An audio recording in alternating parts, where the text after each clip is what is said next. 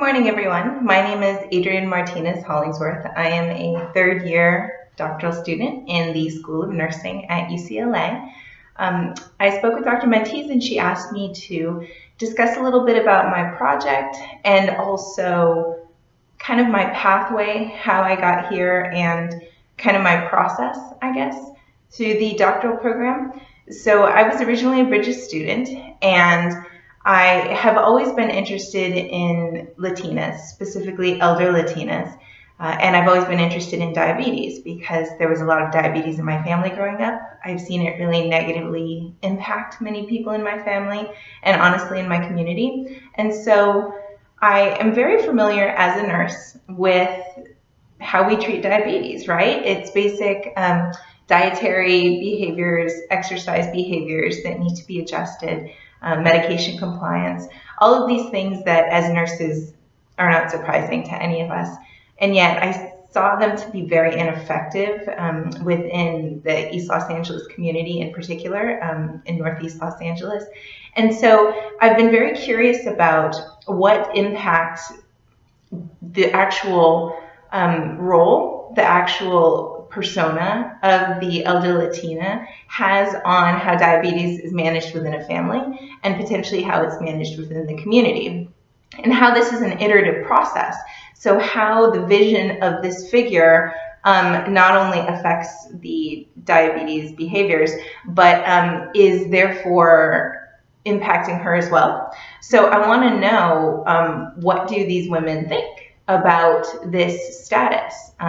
Does it change them? Does it cause them to change themselves, or are they getting external pressure to change their behaviors, or do they get absolutely no pressure to follow a dietary regimen? So these are all the questions I had, and I initially wanted to approach the problem from a quantitative perspective. So I wanted to look at big data sets. I wanted to try to correlate different factors that may be influencing diabetes outcomes. And what I found was that often the big data sets didn't really show a very comprehensive or even cohesive picture, that even the Hispanic SB was missing certain facets that I wish would have been there. Or sometimes you would have completely counterintuitive findings that just didn't make sense in terms of my own understanding of the culture, and didn't really make sense in terms of outcomes. So here, I'll give you just an example. There's a very famous study by M et al. And M and colleagues talked to different elder Latinas, basically 45 years and older, and asked them about exercise practices. And the title of the article is A Waste of Time, which was their perspective on exercise. And as I was reading this article, it occurred to me that perhaps the researchers themselves were misunderstanding what these women meant when they said it was a waste of time. It may not have been that they didn't realize the positive impact exercise could have. It may have actually been a self-prioritization issue. It may have been an expression of how difficult it was to actually locate a place to exercise where they lived in their environment. It may have been an expression of complications with childcare and gendered expectations of what these women's daily lives should look like. So there's a lot of pieces at play here. What I do know is that this figure is disproportionately negatively impacted by type 2 diabetes. I know that they suffer disproportionately, not just compared to the overall population of the country, but even compared to men in their same age cohort. So that's concerning to me. It's concerning to me because this woman is often a person who has a pivotal role within the family structure, and having this individual become ill or unable to perform duties within the family can really have a resounding impact on how well the family does. So I decided that it might be a best approach to not run into a quantitative study pretending essentially that I knew what factors were going to make a difference. So by not identifying specific factors that are barriers or antecedents to positive behavior, and by actually talking to these women, I may get something that is a little bit more comprehensive, that makes a little bit more linear sense, and that rings true culturally. So based on all of that, I have decided to undertake a qualitative study for my dissertation. I am going to be using grounded theory because I would like to have an ultimate end product that kind of ties together all of these different findings with some sort of cohesive theory that describes what's going on, the actual lived experience.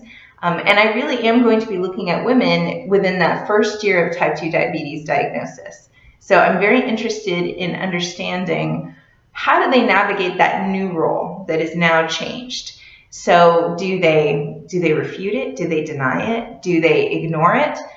Do they embrace it? What is the impact of family and friends on that experience? What is the impact of economic resources? And does it matter where you live?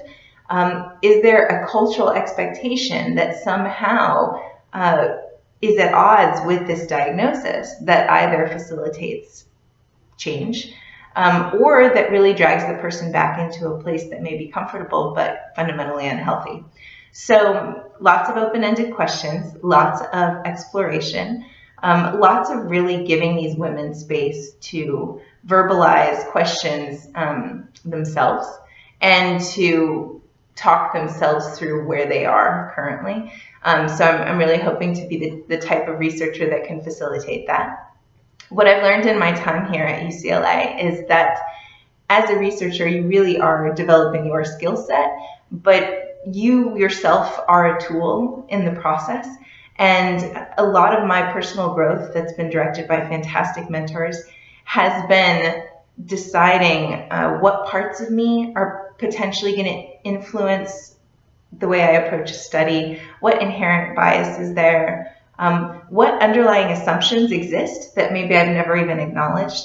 And so this whole PhD experience really for me has been a huge amount of self-reflection, lots of reading, of course, and really this active seeking out of feedback, especially from mentors, really, really good mentors who are willing to share and be honest with you about limitations that they see that may ultimately affect your research career and the way you perform studies. So I'm very excited. I'm hoping to advance to candidacy this fall and begin my interviews after the IRB starting in winter. So my study is moving along and I have identified a site. I'm already doing some community work there. So the population recognizes me and they know that I'm trustworthy and that I'm a regular feature. So that's where I am. I look forward to meeting all of you. And yeah, this is very exciting. So I'm really happy for you that you're starting out. Feel free to contact me with any questions you have. Thank you.